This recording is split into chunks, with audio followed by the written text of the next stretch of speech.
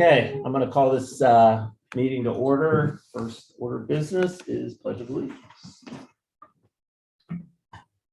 I pledge allegiance to the flag of the United States of America and to the republic for which it stands, one nation, under God, indivisible, with liberty and justice for all. Okay. First order of business is the approval of our organizational minutes of January 5th. Do I have a motion? So moved. I'll second. Vote? Yes. Yes. Also looking for a motion to approve the regular session minutes of January 5th. So moved. Second. Vote? Yes. Yes. I have a note that Luke, you are on the clock. So I've been told. Yeah. I was invited. All right.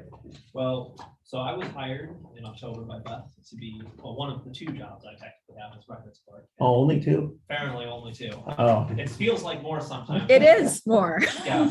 Apparently I also work for the police department stuff, like that guy up there on the screen makes me do all sorts of things for me. So one of the first things she asked me to do was to revamp our records retention schedule. Because in the past, it had been made, it was Sergeant Sean Bean's responsibility, and I believe, we don't even know the name of the program that's batted out, right? Yeah. So it was rather disorganized. Each department had their own, but there was often duplicates of the same record between different departments. There would be copies on the same schedule. Sometimes they would have different retention periods. They would be wrong. So Beth asked me to go through and both update it and correct a lot of it. So instead of using a program, I used Word to really come up with something that was easier to read and more accessible, because I think that the retention schedule is something that should be, posted publicly, and that both we should use and residents should use and be able to read. And quite simply, the previous one was not easy to read at all. So I went through as I've been working here for the past few months. I've gone through and organized a lot of the records for every department. So I've had the chance to speak with all the department heads on the records they keep, and make sure that everything that was on the schedule is something that they actually have, and that the retention period was accurate. The most infamous example was a record that we shouldn't have had, but we've had for a long time. There was just a giant filing cabinet of door hangers and stuff that zoning inspections get out from like the 2000s. So yeah, it was a waste of space. So I went through and I made one retention schedule for the entire township, as opposed to having 4 separate ones of equal length. So that already reduces a lot of the paper. And then I went through further and organized them by section, so that if somebody wants to find something, instead of having to go through a non-alphabetized list, they could just say, I want to find purchase orders. Well, purchase orders will be the financial section, much easier than having to guess on which schedule is on, and B, where it might be in there. This is still a draft, technically. I sent it out 2 days ago to a contact I have at the Ohio History Connection to review it for us, to make sure there wasn't anything that we overlooked, as we talked about that on Monday. Mhm. And so we'll get a response from her probably by the end of next week. But then it'll have to go through the formal process of approval to become our retention schedule by being approved through the Records Commission, which would be composed of Mr. English and Ms. Elliott. So I would like, how should I phrase it? That's their formal way to make it, or? Right. He just needs to set a date for the Records Commission meeting and time, and it usually takes about 5 minutes from my memory. Right. So you were thinking about the next meeting, right? Maybe just a few minutes before our regular session. Yeah, either the first meeting in February or the second, depending on how your schedules look and whatever's easiest for you. I can do either. I mean, is there a concern perhaps that you might have to make modifications after you get feedback from your? Yeah, I think the second, I agree with that. I think the second meeting would make most sense. And not a concern I have, but something we need to look out for is the police are going to be introducing their new matrix system. And I want to make sure that the way that records will be stored in that system are accurately reflected on this. So it sounds like it's going to be largely the same, but I don't want to jump the gun on it, be wrong. Well, I don't want to press you into a shorter time frame than what might be needed. So Well, can we tentatively set it for the second meeting in February. Okay. And then why don't we evaluate at the first meeting to say, hey, I'll be ready to go. That sounds like. a And good then plan. if we need to push to the first meeting in March, we'll do that. Okay. Right. Great. So what time? We'll just do 6:15. You can do 6:15. Yeah. Okay. Would be fine. Do 6:15. Is that okay with you, Luke? Yeah. Okay. Okay. Yeah. 6:15.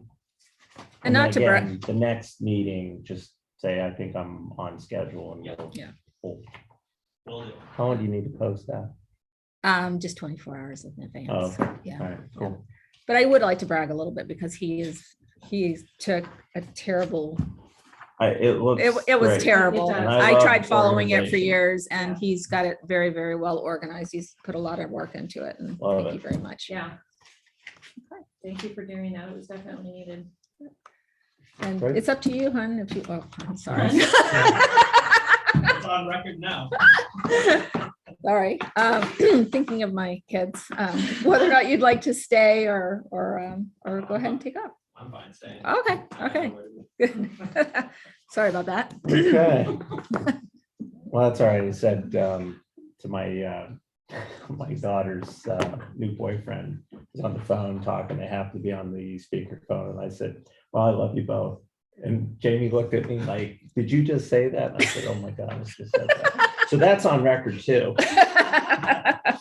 Could be much worse. Right. you know? Right, All right. Public comment, Brookside. Very brief, just had a lot of thank yous from our residents for how quickly the streets were cleared and everything after the snow, so. Pass that on to Ian, that's it. Worthington Hills. Just a couple things. The Civic Association is working with the school. They're gonna make this elementary school the start and ending point of the carriage ride next year. It would be better if they did it through the school, like Brookside and to the country club, just for a couple of reasons. And then the only other thing that they had asked, and I'll pass along to Ian, is that street sign at the bottom of the hill. It said Clubview, the green stop sign, which is in their landscape area. It's never been picked up, and I figured, even though that's in Sharon, we'll pick up the sign, and we'll work with Tom, or have I work with Tom about getting a new sign, or talk to whoever appropriate to get a new street sign there. Put in place. It's been hit a few times by cars, trucks, whatever. You just made me recall, if I may, on speed limit sign was removed off of McVeigh, not the speed monitor. Do you know if we're actually replacing any signs? Not that I know of. Mhm. Was that blind sign going in Brookside or Worthington Hills? it was over at, I thought it was over off Greenvale. Okay. I'd have to check with Ian. Close to just past, going toward the school, the intersection of McVeigh West and McVeigh. Okay. And the resident whose yard it was in was just like, oh, is it getting replaced or is it not gonna be? I mean, this is not, Okay. it's just gone, the Right. whole, Okay, we'll check with Ian. obviously not urgent, but I've forgotten that question. Anything else, Worthington Hills? No. Epcon and Revamp. The con should be having a February meeting, they have not set the date for the HOA. There is going to be a community meeting in March 2022. We've been asked to go to that. The date forthcoming, and the con just wanted us to know that the HOA has requested to change the phase 2 plan to include a walkway, which they're not supporting, and they're just giving us a heads up to let us know that they're not going to do that. But just in case the HOA does reach out to ask us about that, that is not something they're intending on doing. And I explained to them about our relationship with the city of Columbus, and therefore we most likely would not be supportive for that either. So that's just a FYI. Zoning. Under new business detachment petition updates. Okay, the commissioners held their meeting and they approved the detachment of 5 different properties within the township. One was off, there's 2 parcels off West Henderson. One off Snell for 2 on Skyline, and the State Farm off of West Dublin Granville were all approved. I have one more petition for the neighbor of the State Farm to submit. So, but the process went really very quickly and smoothly. So Cool. I was glad to see that. Good to know. The incoming permit applications, I know John's taken another one for Ravello. I think he approved 3 others for Upcon. It was 4. 4, okay, thank you. So those are continuing to be pushed out. I have received Worthington Hills Elementary and as well as Brookside Elementary have a outdoor shelter going up, and they needed a permit for that. So Joe helped me process those 2 today, but I would like to ask the board to waive the fees for those permits. It's a total of $200. I move to waive the permit applications of $200 for the schools. Second. Oh, Yes. yes. Okay, I appreciate that. And I think that was all under zoning. Okay. Joe? Yeah, good evening. First on, I want to publicly thank Ian. It was nice to pull out after that snow and be able to navigate the streets very easily. So thank you. Second, going down the list, I think we can remove Stauffer Road from old business. We will wait for their applications as they decide what it is and how they want to proceed on that property. I reached out to Pete Griggs, our township attorney, this week and asked him to please resend or make sure he sent out the email to Epcon and Romanelli regarding the TIF application and developers agreement to either get that moving or let's get it off our books. So I would hope that he's going to follow through on that, which I have no doubt he will. On the next matter, you've got a zoning resolution text amendment to R4 and additionally a motion for requirement for a traffic impact study on certain developments. And those are both before you, I believe, tonight. I recommend approval of both. I think these are changes that on the code that's rather old that are needed and will make sure that we continue good and solid growth in the township moving forward in R4. And I'm willing to answer any questions regarding that if anybody has any at this time. Only seeing I'm one making a motion. I'm only seeing, are there 2, Joe? because it looks like there's just one resolution. Maybe he tied them together. Beth, maybe you can help me on whether he tied them together in a single resolution or to move this to the zoning commission. Just a second. I'll pull up. Whoops. That's not going to work. There should have been. Sorry for. PCREX. It says zoning with TIS. So Okay, he has, okay, I'm sorry. Here it is. It goes together. okay, all right. Thank you, Beth. Sorry. Good. So Any- oh, go ahead. I just want to know if there were any questions from the board. No, anything? Okay, I move to resolution number 156.R-RZ-2002, resolution to initiate a text amendment to the zoning resolution and certify that change as a zoning amendment to the zoning commission for public hearing.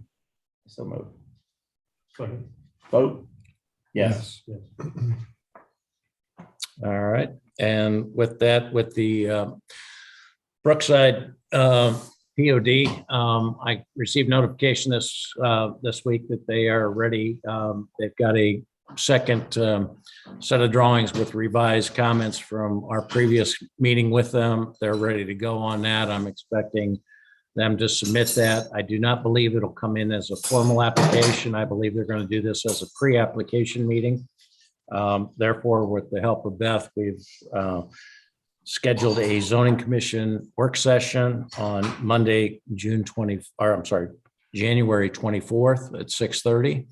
And the purpose of that is to go through the drawings and go through the zoning text, et cetera, and make sure all the members of the zoning commission are fully aware of what is coming before them for consideration. So that meeting is scheduled at this point, and that's where we stand on that. Any questions? Just to add on to Joe, I think this is also something that we haven't done in the past, but is probably a pretty important thing as these projects become a little bigger, a little heavier, a little more, a lot more hair on them. It would probably make sense to have a work session. So just to bring them up to speed, because then when they do hear it, they've got the background information and that sort of thing. So we'll probably start seeing those a little more frequently. Any questions on that? I'm sorry, I need to back up a little bit on the Yeah. zoning piece to it. I received a permit from a gentleman over at the Epcon Development to add paver patios and another change to his patio area. On our end, the patio was approved with the house, them including the fence. The HOA has their own set of guidelines that Epcon residents, such as myself, have had to follow to make changes inside there. So I would like to recommend that when it comes to anything inside that space, the fence in, unless it's a major structural change, to let the residents just go through the HOA's process. It seems to be fit better. And It's my understanding that like any Epcon, you've got to go, and even if it was, before it reaches us, it has to go through them to get approved on anything. Isn't that the way that those work, Epcon? that's why I start second guessing myself, because obviously we live in an Epcon. We did not have to go through Liberty Township for our Right. landscaping and our paver patios, because when the township received the application for the new build, that they had a concrete patio with a fence that was already approved. So unless they're making some type of structural change, there is, like, for example, on my house, there's like an overhang type thing you can have. It can be the same space can be a sunroom, it can be a screened in porch. So if someone had something that didn't have any walls that wanted to make that kind of a change, I could see that needing to come through the township. But so far as a So- paper patio, If that's the case, then should we have documentation before they submit to us? Should we have a letter from the civic association or whatever their governing body that says, hey, we've signed off on this? Then it comes to us. So we make sure that they're, whatever would need to go to us, yeah. that they've signed off, and we know, kind of like before we send it to Franklin County on zoning stuff, we sign off and say, hey, we're good on zoning before it goes to Franklin County. It'd be the same thing. Hey, you guys are okay from a HOA standpoint, that what that they want to do, you guys are good with it, then it comes to us. But and they we have do that. that, right? But yes, I guess what I'm thinking is that it's the residents kind of getting hit twice with the same exact type permitting. When the new build came in, the township approved that whole space with the fence. So what I'm trying to say is perhaps, because I know in my HOA, it's the same thing. I didn't go to Liberty Township for a second permit. Right. I went strictly to the HOA, they signed off, and I went and did the work we wanted to do. So. Yeah, if I could jump, I'm You sorry. could do a structural change, I'm sorry, like a sunroom ad or something like that where it wasn't there. I think to your point, you're suggesting that the process be that they go to the HOA and then they come to us. Oh, I see And what you mean. I then- thought you were talking about the No. paver. Okay, no, I Joe, agree. do you have anything to add? Yeah, no, I think you're all on the same page. Okay, I didn't catch that. What- Okay. But then, what they're doing is they're putting pavers over the top of a concrete patio that was previously approved. They're not increasing the impervious area in any way, shape, or form. and it's just overlaying what's existing there. So with that, I don't think there's any need, to Beth's point, that they even come to us, because they're not increasing any area or adding additional impervious or any structures or anything like that. So I think what Beth's saying is that when that's the situation, they don't need to come to us. If the HOA approves it and there's nothing that's triggering an addition, let's say they wanted to increase their patio by another 200 square feet, that would require them to come to us, because that was not calculated in the original approval, et cetera. And we've got our guidelines for impervious area, et cetera. So that would trigger. But if they're just altering the material face, et cetera, like Beth said, then I see no reason that they need to come to us for a permit. But are we going to receive documentation that they're doing that? We could probably, I think the easiest thing that would be to ask the HOA when they approve something to just send us a copy for our records. Okay, yeah, just so we're tracking everything that's going on Right. with that property. I think it would be, so if somewhere down the road they do decide to expand, at least we can go back and track the history that, hey, they had a concrete patio, they put brick pavers over it, and then so we're up to speed on that. So Yeah, I think what we're trying to avoid is that, I think that's a good idea. If the HOA suggests that, with this approval, just check with the township to see if there's anything that's outlier of what you're doing. That's fine, but I think that should be a cursory review. I don't think we should charge them for an application or anything like that unless we determine that there is something that's an outlier and does require an application. So would a resident elsewhere in the township, and I agree with you that it shouldn't be, but I'm just curious, if you were just changing the material on an existing patio, they wouldn't have to? No, No. on an existing resident, Yeah. No. like we had a guy, Like, in Brookside or. like we had a guy that requested, he was ripping off the boards off of his deck, but not just replacing the boards. That's Frame was still there. yeah, the frame, he was So, old boards. so putting them similar inside. then, so we Yeah. don't need any modifications of the code to allow for the different handling of the EPCON properties. No. Well, they have so what's different is they have an HOA, Agreed. so, Agreed. they kind of have another layer of eyeballs before it gets to us, where, Right. No, Brookside I get, yeah. I'm just trying to figure out if there's also something that needs to be accounted for that says in these scenarios. I think our responsibility is to reinstate to the residents that their requirement is that they need to get HOA approval. I don't want a situation where they say, well, Perry Township said we could do this, and it never went before the HOA. They've got the HOA, and that's a situation they have to get approval for. So if the HOA hears something, and we can talk with the people that are there that are approving this and saying, look, if they're staying within the boundaries of the current patio, it's just a material change, just like a deck, there's no reason to notify us. That So we don't need to modify anything. We're, No. okay. I don't believe so. Okay, all right. Sorry for not bringing that up before. Okay. Road department. First of all, we had a little snow situation, and guys did a great job.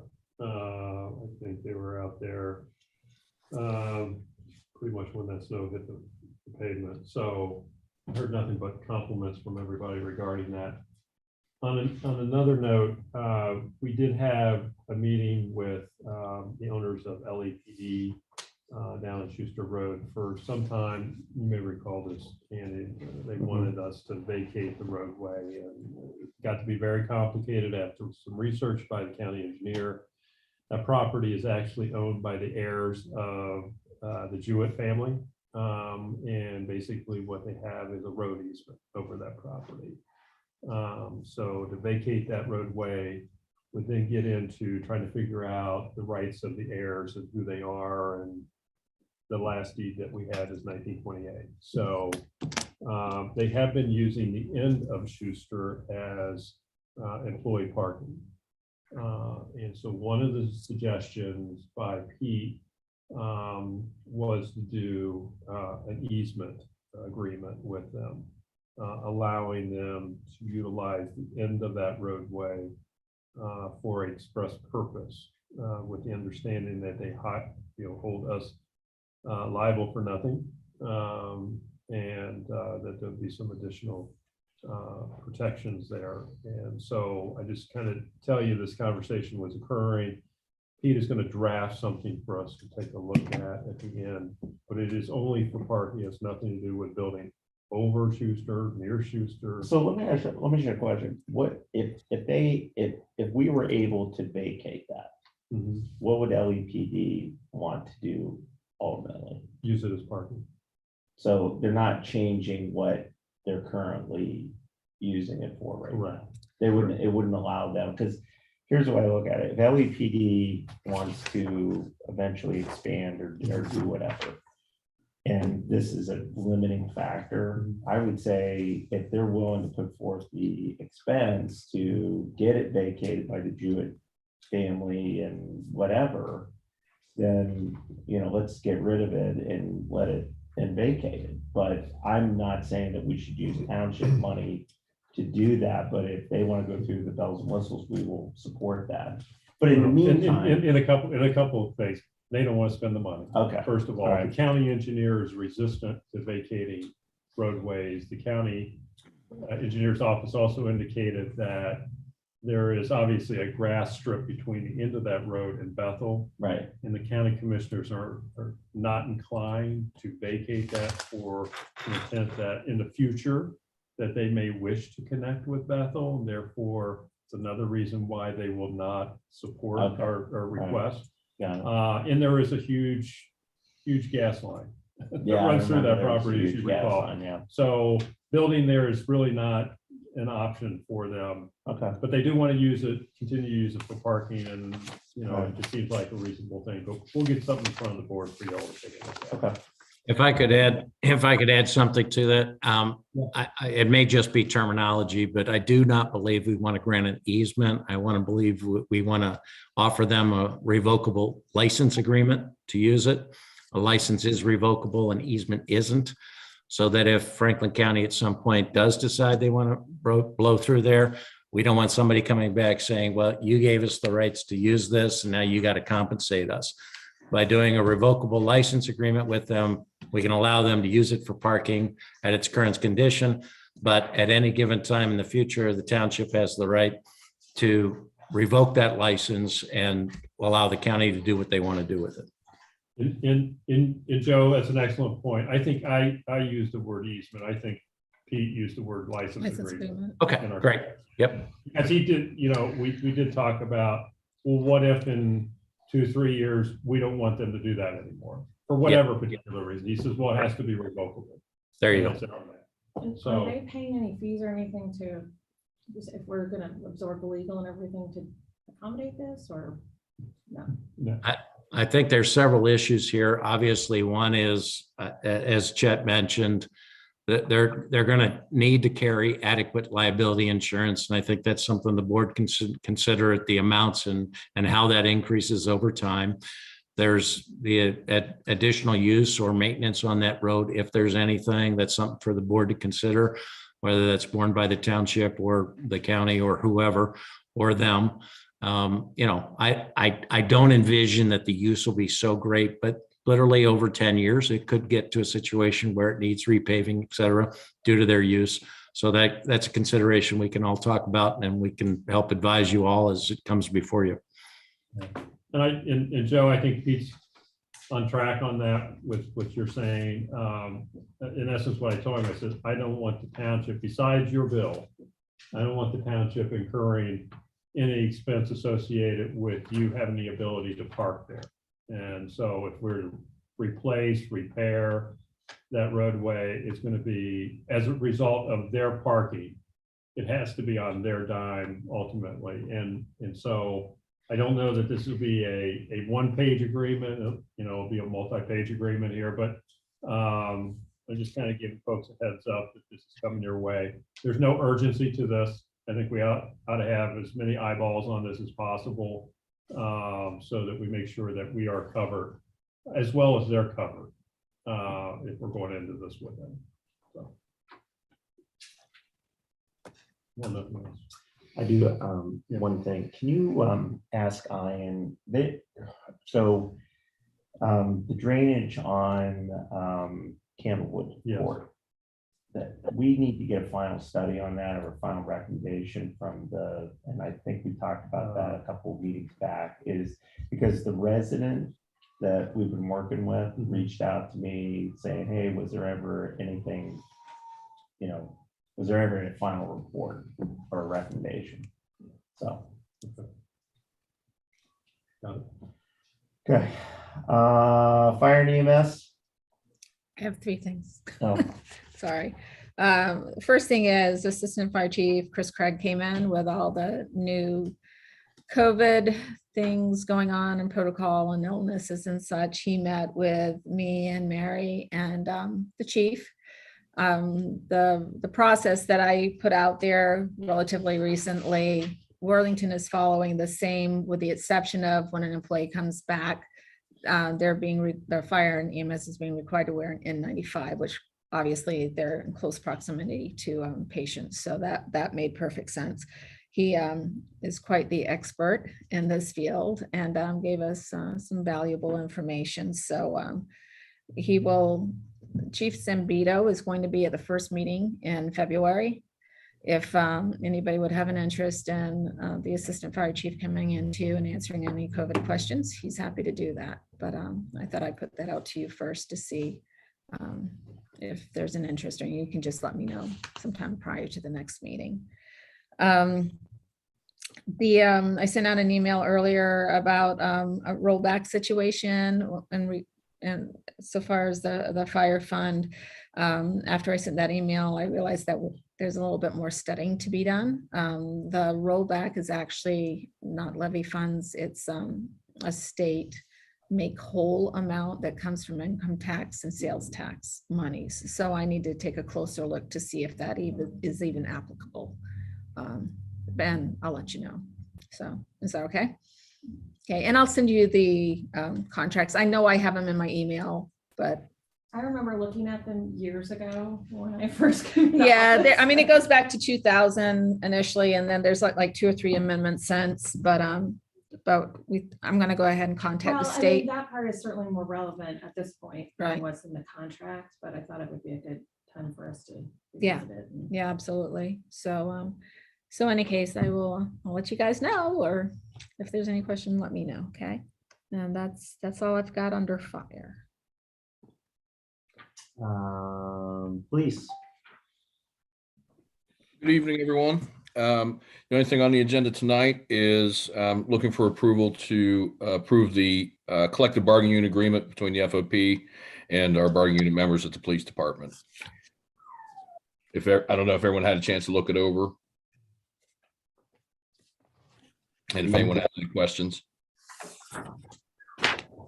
I'll make a motion that we approve the 2022 through 2024 new FOP police contract. Second vote. Yes. Yes. I'm gonna send a blue pen with this, so if you'd please use that to sign this. Sergeant Conto recommended I use it. So, For the police thing.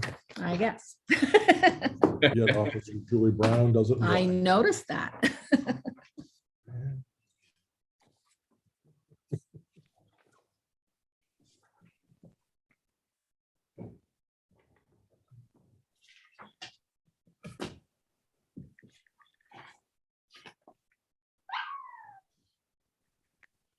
What that was.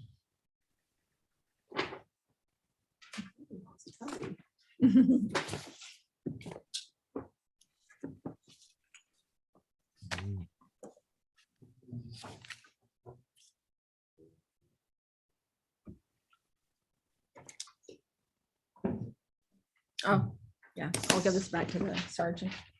Thank you. Thank you.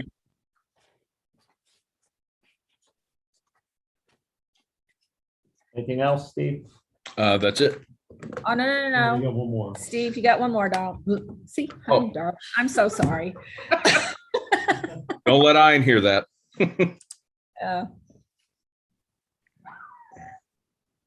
Just the MOU agreement. LEPD. Yeah. The MOU, I apologize, I forgot that. The MOU for LEPD with their use. And if we can get that approved also, if Beth can have approval to have her sign off on it as well. The chief, the purpose of this is to, It's just, I can't remember if I brought it before, and I apologize if I have not, but to refresh everyone, it is an MOU between the Township Police Department and LEPD for use of their facility and cost of product. When speaking with the Ethics Commission, when I was at chief training, they recommend an MOU that lays out that how things are charged, costs, and so forth. So that way there's no question on ethics and how it's done. And then once we sign it, I will forward it to the Ohio Ethics Commission. and this has to do because one of the owners of LAPD is also an employee. of- Because he's an employee. Yes. I'll make a motion, we adopt a memorandum of understanding and agreement between Perry Township Police and LEPD. And could you please authorize me to sign that as well? What's that? Could you authorize me to sign off on that, please? And that we authorize the Township Administrator to sign off on that MOU. Second vote, Yes. Yeah. yes.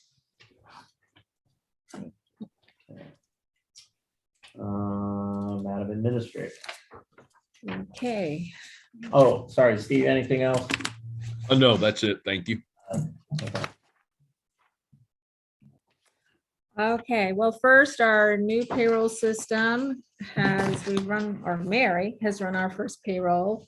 A few bumps in the road that she's been helping the officers and everyone else here work themselves way through.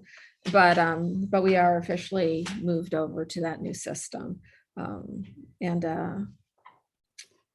everyone's on a pretty wide learning curve, but we'll get there. I would like to ask approval to afford non-contract employees effective January 1st, 2022, the same wage percentage increases and other benefits per the 2022-2024 FOP contract, excluding provisions specific to law enforcement personnel. I'll make that motion. Okay. Vote, Yes. yes. Okay, thank you. I'm going to skip down a little bit. So most department heads have a liaison. Mr. Laboon does not for his PIO and records a clerk position. So given that Chet is a spokesperson for the township, we thought Chet might be the best person to be his PI or his liaison. And instead of Luke dealing with more than one liaison, perhaps it would be best for Chet to do both. So I would like to have a motion to appoint Chet Cheney, department liaison for the PIO and records clerk. Do you have any Can I join questions? Lucas after this?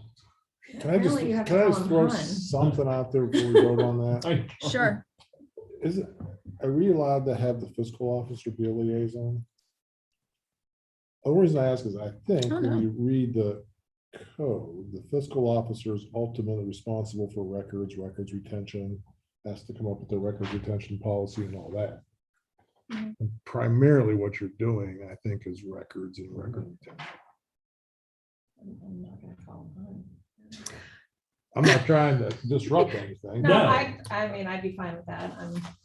But that's- that's cool.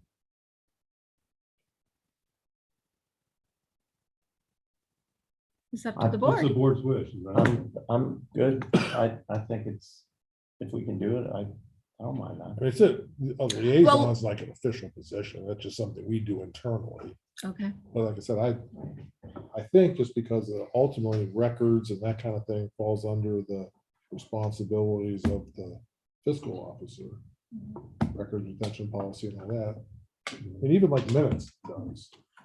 I think that makes sense for her to be a liaison. like someone like to make a So motion. I'll make the motion. Okay, Can we do that? I'll second that motion that we do that. Now you know why your records retention jobs is so hard. This is the records you're gonna get. You gonna move that we do that? I'll reach out to you, Luke, about it. Yeah, did you? Vote, Yes. Thank you. yes. Okay, cool. Chet, would you like to explain the Kidney Partners, please? Yeah, so John Kennedy has been our guide for the last 3 years, obviously with the agreement with Columbus. He has never given us an engagement letter, very much like all the attorneys and other folks that have helped us through the process. He has requested that we enter into an engagement letter for his services moving forward, the terms of which are in your packet. I move to approve and authorize the township administrator to sign. I will, Is this a change in the rate as well? yeah, No. Are we allowed to keep terms and conditions confidential? Attorney-client privilege. Is that what I you're thought it talking said about? the confidentiality thing. Where we at? The second to the last, that's what a heading on page 2. Oh. I don't think we are allowed to have a confidential agreement. And I'm sure that's probably his boilerplate language Yeah. for other purposes, but yeah, you're right. Are you good with? I'm good with everything. I'm good with everything else, but Okay. I just don't think we can do that. Well, the confidentiality part, Yeah. Right. just excluding that. Yeah. Okay. I'll include that in my motion what's that? to strike out the confidentiality language. Second. Vote, Yes. yes. Can he send a revised copy then? Yeah, we'll just. Okay. Oh, okay, that's And fine. then we'll- Yeah, Just wanna make sure we have it clear. Yeah. Yeah, especially since he signed it. I mean, you can strike it out, initial it, then sign it, or. Yeah, we'll just say. But he already signed it. John Kennedy did. Yeah. So. Okay. That's All right. fine. I emailed everyone a letter received from the PUCO regarding rate change. Aqua's requesting, so I just want to make sure y'all have that. Obviously, I'm back in my office, as messy as that may be. I would like to thank Michael O'Donnell for doing such a phenomenal job painting the back area and getting that all spruced up for Mr. Petrozzi for his return. So we've got his computer and all that other stuff back there now. But Mike is our resident painter. We've decided he is the only one allowed to paint these buildings. So he is very, very good at his job. The last thing on my agenda is, as everybody knows, I fell and was hurt over the summer, and that prevented me from coming in and doing my job for several weeks. And then when I was able to do my job, it was a little bit until I could work my way back up. So in all, it's been a little over 6 months. Shortly after my fall, another staff member was hurt and has been out for about 4 months.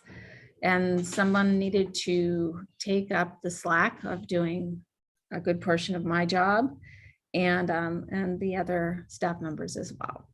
So first, I want to thank Ms. Geis for stepping in and doing such a wonderful job for everybody. I know Chief and I very much appreciate it because you added on to the responsibilities that the mountain of responsibilities you already have. So she was terrific bringing things to me when I couldn't get out and making sure everything kept going. So for that reason, I would like approval to authorize a one-time discretionary working out-of-class bonus for Myri Geis in the amount of $2,516.80. This is equal to 80 hours multiplied by her 2021 rate of pay of $31.46 per hour. This will be subject to all federal, state, and local tax withholdings. Could I have a motion? Before I motion, I think we should buy everybody those balls that they run around with, so we're gonna buy every township, the balls that they use to run and play soccer. you know, that everybody around it, we're Oh, gonna, like the big we're gonna hamster do ball. that. Yeah, so we have no more. Oh, I couldn't figure out where you were going with this. Bubble wrap I would have gotten. No, in all seriousness, Not I'm happy to make that motion. Mary, thank you so much for Thank you. stepping This in. is a huge surprise to me. Thank you. Get a second. In addition to all the firework that she does. Wow. I would think I would second that. I would think you would have made that motion. Could you make that motion for me?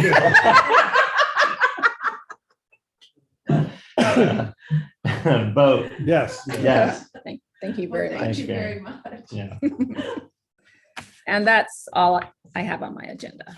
okay, fiscal officer.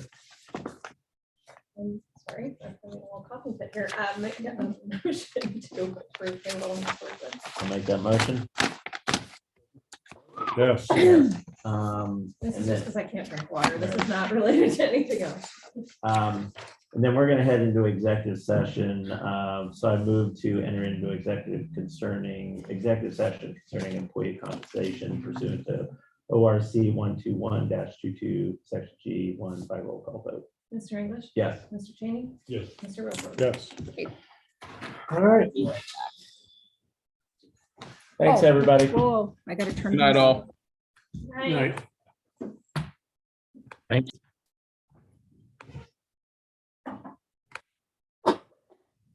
Thank you all very much. I had no idea.